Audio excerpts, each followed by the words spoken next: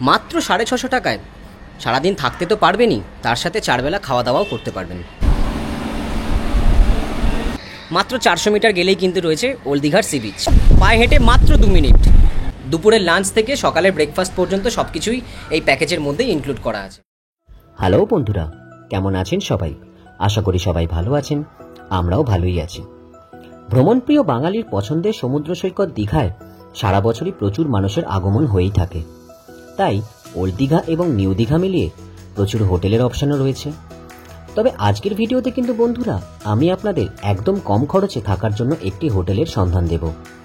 আমাদের দীঘা সিরিজের প্রথম পর্বে আপনারা দেখেছিলেন আমরা কলকাতা থেকে শ্যামলী পরিবহনের এসি ভলভো বাসে করে পৌঁছেছিলাম ওল্ড দীঘায়। যারা এখনও সেই ভিডিওটা দেখে উঠতে পারেননি, ঝটপট আমাদের চ্যানেলে গিয়ে দেখে নিন। এছাড়াও এই ভিডিও ডেসক্রিপশন বক্সে লিঙ্ক দেওয়া থাকবে, সেখান থেকেও দেখে নিতে পারবেন। আজকের ভিডিওটা কিন্তু বন্ধুরা বাস থেকে নামার পরেই শুরু হচ্ছে। আপনারা কলকাতা থেকে যে ভলভো বাসে করে আসুন না কেন, সমস্ত ভলভো বাস কিন্তু এই ওল্ড দীঘার যে শনিকালী মন্দির আছে তার উল্টো দিকেই নামিয়ে দেবে। তবে আপনারা যদি নিউ দীঘা যেতে চান তাহলে এখানে কিন্তু প্রচুর অটো এবং টোটো রয়েছে। এখান থেকে আপনারা মাথাপিছু 30 টাকা বা 40 টাকাতে শেয়ারে নিউ দীঘা পৌঁছাতে পারেন। তবে আমরা কিন্তু নিউ দীঘা যাব না, কারণ আমাদের যে হোটেল বুক করা আছে সেটা হচ্ছে ওল্ড দীঘাতে। আমাদের হোটেলের নাম হোটেল ইন্দ্রনীল, যেটা রয়েছে ওল্ড দীঘার ব্যারিস্টার কলোনিতে। এখান থেকে সামনেই রয়েছে SBI মোড়, তার পাশে রাস্তাটাই হলো ব্যারিস্টার কলোনি। পায়ে হেঁটে মাত্র 10-12 মিনিটের মধ্যেই পৌঁছানো যায়। তবে আমাদের সাথে লাগেজ আছে এবং বাবা মা রয়েছেন, সেই জন্য আমরা আর হেঁটে যাব না। এখান থেকে আমরা টোটো করে চলে যাব আমাদের হোটেলে।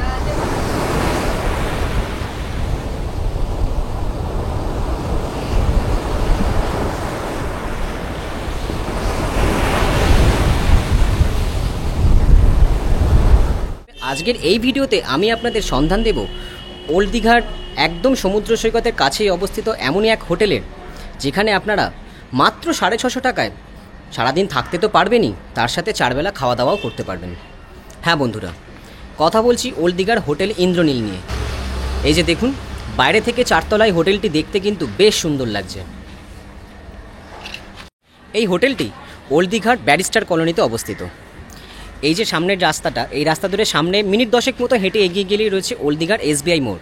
আপনারা যদি কলকাতা থেকে বাসে করে আসেন তাহলে আপনারা যদি বলেন যে SBIতে নামবো, তাহলে কিন্তু বাস সেখানে নামিয়ে দেবে এবং ওই রাস্তা ধরে জাস্ট পায়ে হেঁটে 10 মিনিট মতো এগিয়ে আসলেই কিন্তু রয়েছে হোটেল ইন্দ্রনীল। তবে টোটোর অপশনও রয়েছে, আপনারা চাইলে কিন্তু টোটো করেও আসতে পারেন। এই দিকে যে রাস্তাটা চলে গেছে, এই রাস্তা ধরে সামনে মাত্র 400 মিটার দূরত্বেই হচ্ছে ওল্ড দীঘার সমুদ্র সৈকত। এখান থেকে পায়ে হেঁটে 2 থেকে 3 মিনিট মতো সময় লাগবে। আর আপনারা যদি পার্সোনাল গাড়ি নিয়ে আসেন তাহলে হোটেলের পাশে এই যে এখানে গাড়ি পার্কিংয়ের ব্যবস্থা রয়েছে। এছাড়া আপনারা যদি বাইক নিয়ে আসেন তাহলে কিন্তু এখানে বাইক পার্ক করতে পারবেন। আর ওখানে রয়েছে CCTV ক্যামেরা, ওপাশেও রয়েছে, ওদিকেও রয়েছে, অর্থাৎ সেফটি অ্যান্ড সিকিউরিটি নিয়ে কিন্তু কোনো কনসার্ন হবে না। আর এই হোটেলের যদি নিয়ারেস্ট ল্যান্ডমার্কের কথা বলতে হয় তাহলে হোটেলের ঠিক উল্টো দিকেই রয়েছে এই যে দীঘা হরিজন প্রাথমিক বিদ্যালয়। চলুন এবার আপনাদেরকে আগে সি বিচটা দেখিয়ে নিই। এই রাস্তা ধরে সামনে মাত্র 400 মিটার গেলেই কিন্তু রয়েছে ওল্ড দীঘার সি বিচ। এখানে আপনারা গাড়ি পার্কিং তো করতে পারবেন, তার সাথে কিন্তু এখানে একটি টোটো স্ট্যান্ডও রয়েছে। এটা হলো ওল্ড দীঘার ব্যারিস্টার কলোনি টোটো স্ট্যান্ড। এই যে এখানে রয়েছে একটি ক্লাব, এটার নাম হলো নেতাজি সংঘ। আর এই সামনের এই রাস্তা ধরে আমি কিন্তু এখন এগিয়ে যাচ্ছি সি বিচের দিকে। একটু সামনে এগিয়ে আসলে এটা হলো হোটেল টিউলিপ। এর সামনে থেকে রাস্তাটা দুদিকে ভাগ হয়ে গেছে, একটা যাচ্ছে সোজা দিকে আর একটা এই যে বাঁ দিকে। তো সোজা না গিয়ে আপনারা এই বাঁ দিকে রাস্তাটা ধরে এগিয়ে যাবেন। বাঁ দিকে রাস্তাটা ধরে এগিয়ে আসার পরে এখান থেকে কিন্তু রাস্তাটা আবার দুদিকে ভাগ হয়ে গেছে, একটা যাচ্ছে ডান দিকে আর একটা বাঁ দিকে। তো আপনারা এই ডান দিকে রাস্তাটা দিয়ে এই ঘুরলেই কিন্তু ওই সামনে সোজা দেখা যাচ্ছে সমুদ্র সৈকত। এই যে এখানে রয়েছে হোটেল মেরিন ব্লু, আর তার পাশে রয়েছে হোটেল সি কোস্ট। সামনে আর 1 মিনিটও লাগবে না, এগিয়ে গেলেই কিন্তু রয়েছে সি বিচ।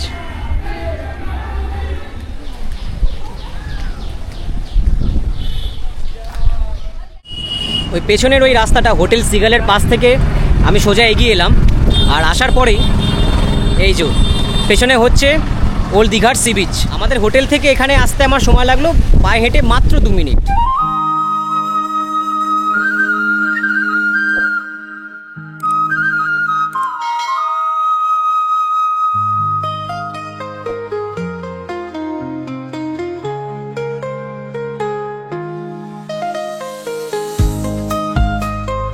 তো হোটেলের লোকেশন আপনাদেরকে দেখিয়ে দিলাম এবং হোটেল থেকে সি বিচ কতটা দূরে সেটাও আপনাদেরকে দেখিয়ে দিলাম। এবারে চলুন হোটেলের ইন্টেরিয়রটা একটু আপনাদেরকে ঘুরিয়ে দেখিয়ে দিই। এইটা হলো হোটেলের গেট, আর গেট দিয়ে ঢুকলেই এটা হলো রিসেপশন। আর এখানে কিন্তু সমস্ত রুলস অ্যান্ড রেগুলেশনস লেখা রয়েছে। আর এই সিঁড়ি দিয়ে কিন্তু ওপরে উঠতে হবে। এখানে কিন্তু গ্রাউন্ড ফ্লোরেও কিন্তু 1 2 3 4 4টে রুম রয়েছে, আর আমাদের রুম রয়েছে ওপরে ফার্স্ট ফ্লোরে। এই হোটেলের একদম টপে অর্থাৎ ছাদে কিন্তু রয়েছে এনাদের ইনহাউস রেস্টুরেন্ট বা খাওয়া দাওয়ার জায়গা। এই যে দেখুন এখানে সব চেয়ার টেবিল দেওয়া রয়েছে, আর ওপাশে কিন্তু একটা কমন টয়লেট রয়েছে। আর এইটা হলো ওনাদের কিচেন। মোটামুটি প্রায় 20 থেকে 30 জন মতো কিন্তু এখানে একসাথে বসে খাওয়া দাওয়া করতে পারবেন।